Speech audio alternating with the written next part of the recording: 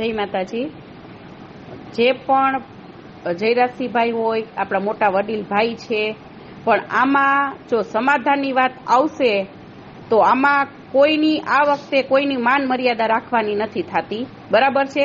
કેમ કે આખા સમાજનો પ્રશ્ન છે, આ બેનું દીકરીઓનો પ્રશ્ન છે, આમાં કેવી રીતના બધાનું માન રાખવું, બરાબર? દર વખતે આ જ આપણા સમાજમાં થાય છે અને આમાં જ આપણા સમાજ પાછળ પડી ગયો છે કે આવી રીતના આમ બધાનું માન રાખીને આખા સમાજની પથારી ફેરવી નાખવાની, બરાબર? અમારે બેનું દીકરીઓને શું સમજવાનું, અમારે 5 જગ્યાએ જવાનું, એટલે એ લોકો એવું જ કે શું તમારા લોકોએ કરી લીધું, સમાજના લોકોએ શું કરી લીધું? તો પછી આપણે આમ જો બધાનું માન ને બધું રાખવું હોય ને તો પછી બાયું ચડાવી નીકળાય જ ને, તો પછી આ વિરોધ જ ન કરાય જો આવું બધું કરવાનું હોય ને। અને હું તો કહું કે જો કદાચ આવી રીતના આપણા આગેવાનો, આપણા સમાજના આગેવાનો, આપણા રાજકીય પક્ષે લેવલે જે આ મોટા મોટા બધા છે એ લોકોને જો આ જ બધું કરવું હોય ને તો મહેરબાની કરી અને આવી આગેવાની નો લ્યો, સમાજની પથારી નો ફેરવો, બરાબર?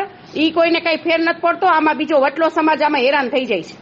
એટલે આમાં જો સાચું ને સારું રિઝલ્ટ આવે તો સારું છે, બાકી આમાં એક જ વસ્તુ છે, સમાધાન કેવી રીતના કે આપણે રૂપાલાભાઈને ટિકિટ રદ કરવાની આવે, એક જ સમાધાન, બીજું કઈ સમાધાન નહીં, બીજી કોઈ ચર્ચા જ આમાં કરવાની નથી થતી। એની ટિકિટ રદ કરે, બીજાને ટિકિટ આપે, બસ ઈ જ આપણો ઓલી માંગ છે, બીજી કઈ માંગ જ નથી। તો બધા રાજકીય લેવલે જો આપણા ભાઈઓ ને આપણા બધા બહેનો હોય ને એ લોકોને આપણે સપોર્ટ કરવાનો હોય આ વખતે આપણા સમાજને, કેમ કે આ છેલ્લું જે આપણા બહેનો દીકરીઓ ઉપર વાર થઈ ગયો છે, જો એમાંય આપણે માફી માંગી લઈને આપણે સમાધાન કરી નાખવાનું, તો ભાઈ કેવી રીતના, શું કામ અને શું કામ માફ કરવા જોઈએ, બરાબર? તો આ વસ્તુ અયોગ્ય જ કહેવાય।